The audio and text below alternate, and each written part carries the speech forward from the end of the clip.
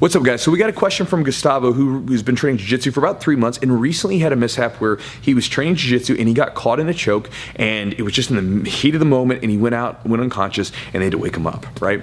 Since that day, he said he's been freaked out to the point where he can't roll. When it comes time to roll, he finds reasons not to roll. He'll tell his coach, oh man, I got to go do some important stuff. I can't stay for class. Or if someone asks him to roll, he says, oh, I can't. I'm really tired today, and he sits out. And he's really bummed about it because he was enjoying jiu-jitsu. He said he's fun. He's like, it's so much fun. He was enjoying it, and then now it's been taken away from him because he's freaked out. He's spooked about this idea of going unconscious again. He doesn't know what to do. And so he's wondering if I have any ideas on how to get the right mindset back. So brother, thank you for the question.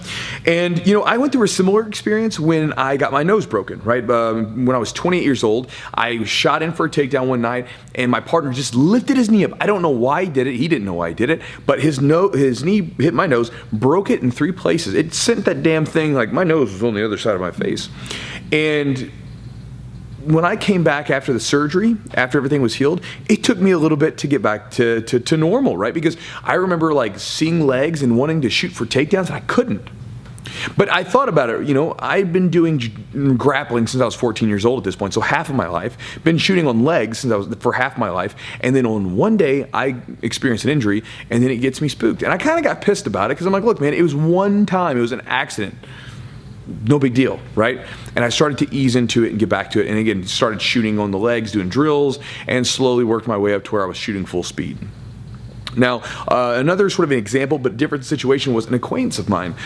They were involved in a car accident. Been driving their car 20, 25 years at this point. Never had an accident, never had anything wrong. And then one day they get into an accident. Kind of a rough accident.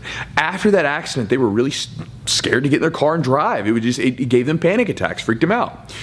So they started by getting in the car and just sitting, getting used to it again. And then they started by driving around the neighborhood. And then they started driving around a little bit further out than that. And then they eventually got back on the expressway and started driving, right? Sort of eased their way into it.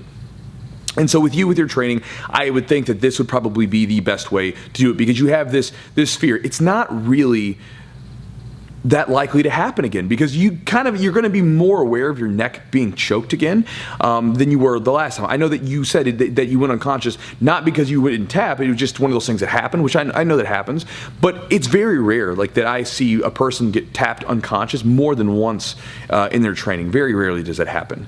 And so, unless they're being really stubborn. And so what I would say with you, man, is get back to the gym, and then when you get back to it,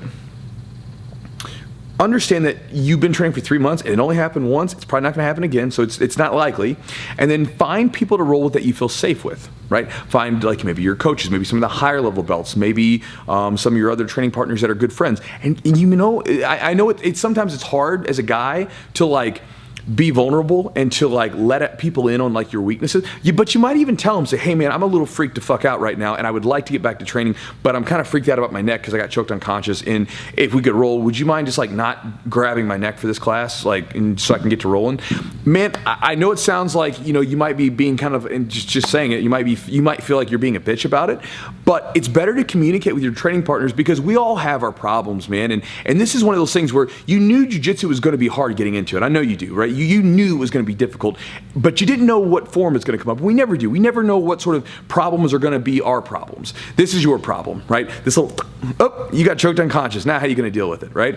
You got to get back on the mats, and you've got to conquer it. And when you think about it, when we get our black belts, when we received them, you see that when people get the promotion, it usually means a lot to people. And part of that reason is that, man, like they had to go through a lot of uncomfortable stuff along the way. It might have been things like what you're going through now. It might have been situations with injuries like that I went through. Like, you have to go through uncomfortable stuff in order to get that. That's why it means so much to us, right? There is a book by Victor David Frankl called Man's Search for Meaning. It's an amazing book, both horrifying and beautiful at the same time. But it's a man who found meaning in the Holocaust, right? When he was in the middle of it. He was a person being persecuted, and he found meaning while he was there to help other people and to serve other people. And he was talking about it, where, things only mean something to us if we had to go through something to get them, right? And that's why the black belt in jiu-jitsu is so meaningful. So you're on that path, right? So you have this little crossroads right now. You have a point where you can make an excuse and say that you don't want to do this anymore, and it's a legitimate excuse. If it freaks you out that much, that's legitimate.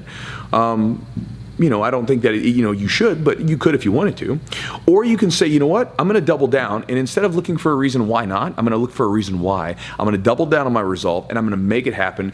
And what's going to happen is that jiu-jitsu will become more meaningful to you because of the fact that you're overcoming these obstacles, these hurdles that are in your way, and at the same time, you'll continue to improve and all that stuff. So anyway, my answer to you, brother, is get back on the mat, find some people you can train with that are a little bit more conscious of what's going on, or maybe find people you feel very comfortable with, and then just ease yourself back into it, just like I eased myself back into takedowns, and just like my friend eased themselves into driving their car around in exceedingly longer and longer distances. So good luck, brother. Thanks for the question.